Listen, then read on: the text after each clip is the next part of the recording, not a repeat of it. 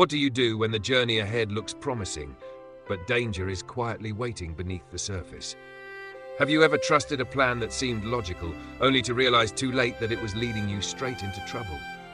And what happens when wisdom is ignored, and the consequences can no longer be avoided? Paul's journey to Rome begins not with triumph, but with uncertainty. As a prisoner under Roman authority, he is placed on a ship bound for Italy. The mission is clear: he must stand before Caesar. But the path to get there is anything but smooth.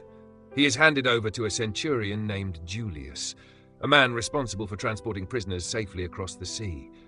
Alongside Paul are other prisoners, soldiers, and experienced sailors. At first glance, everything appears under control. The ship is prepared, the crew is capable, and the route is familiar. But the sea has a way of revealing what plans cannot predict. They set sail, stopping briefly at Sidon, where something unexpected happens. Julius allows Paul to visit his friends and receive care. This small act of kindness reveals something about Paul's character. He is not treated like a typical prisoner. There is a quiet respect surrounding him, something that sets him apart. As the journey continues, the winds begin to shift.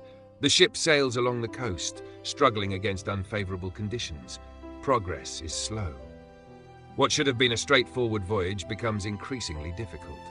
The crew adjusts their route, seeking calmer waters, but the challenge remains. Eventually, they arrive at a place called Fair Havens, near the city of Lazar. It is not an ideal harbor, but it offers temporary shelter. By now, much time has passed. The season for safe sailing is coming to an end.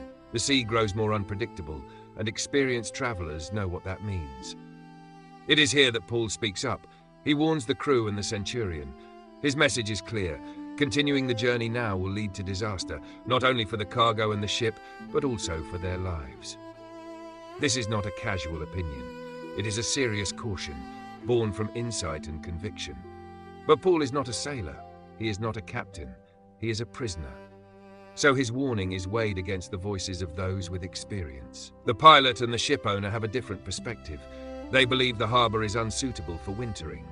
Fair Havens is exposed and uncomfortable. They argue that it would be better to press on to Phoenix, a more secure port where they can safely wait out the season.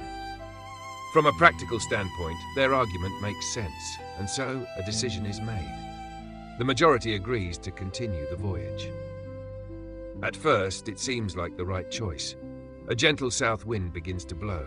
Conditions improve, just enough to give the illusion that the plan will succeed. Encouraged by this shift, they set sail again, hugging the coastline and moving forward with renewed confidence. But the sea is not finished speaking. Without warning, a violent wind, known as a northeaster, sweeps down from the island. It strikes the ship with force, overwhelming the crew.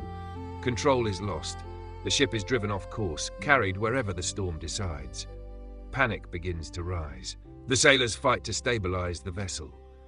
They secure the lifeboat, tighten the ropes around the ship to hold it together, and lower the sea anchor in a desperate attempt to slow their drift.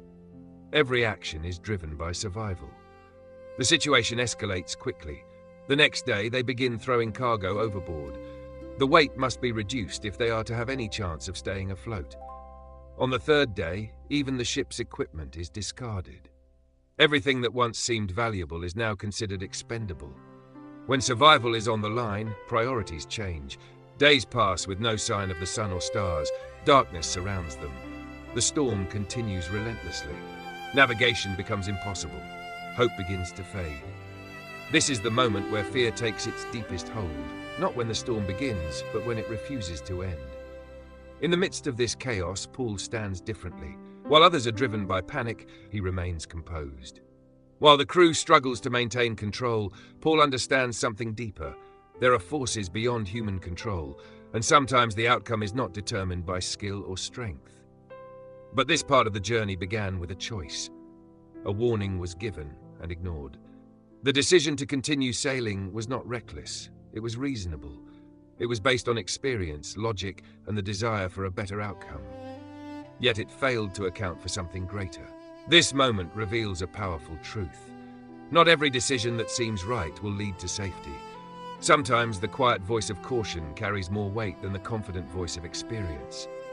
But recognizing that voice requires humility, the willingness to pause, to reconsider, and to accept that not all wisdom comes from status or expertise. Paul, though a prisoner, saw what others did not. He was not guided by the same priorities. While the crew focused on comfort and timing, Paul focused on the bigger picture. His perspective was not limited to the immediate conditions. It was rooted in something beyond them. This is where the tension lies. In life, there are moments when multiple voices compete for attention. Some are loud, backed by authority and logic. Others are quiet, carrying a different kind of insight. Choosing which voice to follow can shape the entire outcome. The crew chose what seemed practical, and for a brief moment it worked. But temporary success does not guarantee lasting safety. The gentle wind that encouraged them forward became the very setup for the storm that followed. What appeared to be confirmation was, in reality, a test. This raises a challenging question. How often do people move forward simply because conditions feel favorable, without considering whether the direction itself is right? The sea does not negotiate. It does not adjust to human plans. It responds according to forces far beyond control. And in this story, it becomes the stage where decisions are tested. Paul's warning was not just about weather. It was about timing. There are seasons where moving forward is wise, and seasons where waiting is the better choice. Understanding the difference requires more than knowledge. It requires discernment. As the storm rages, the consequences of that missed timing unfold. The crew is no longer debating where to go. They are simply trying to survive. The goal has shifted from progress to preservation. This shift is often overlooked. People focus on reaching destinations, achieving goals, and moving ahead. But when circumstances turn, the objective can change instantly. What once seemed important becomes secondary to what is essential.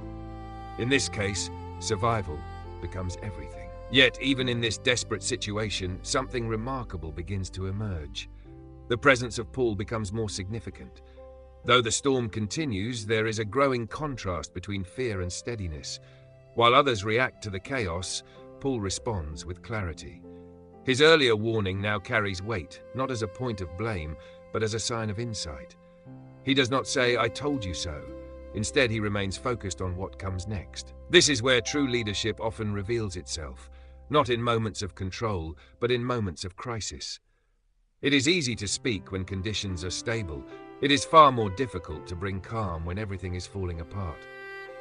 Paul's strength is not in controlling the storm, but in maintaining perspective within it. And that perspective becomes the anchor that others will soon need. The journey to Rome was never going to be simple. What began as a routine voyage has turned into a life-threatening ordeal. Yet within this unfolding crisis lies a deeper purpose, one that goes beyond reaching a destination. It is about transformation, not just for Paul, but for everyone on that ship. Because sometimes it is only in the middle of a storm that people begin to see clearly. The confidence of the crew has been shaken. The assumptions they relied on have been stripped away. And in that space, something new can take root, a different kind of understanding. The story does not end here. The storm will continue, the struggle will intensify, but so will the revelation of what truly matters. And it all began with a choice, to listen or to ignore. That choice set everything in motion.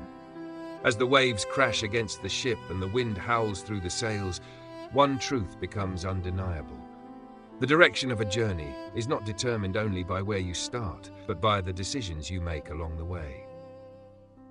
Paul's journey to Rome is far from over, but already it has become something more than a physical voyage. It is a powerful reminder that wisdom is not always found where people expect it, that timing can be more important than opportunity, and that even in the midst of chaos, there can be a steady voice pointing the way forward. Thank you for watching this video.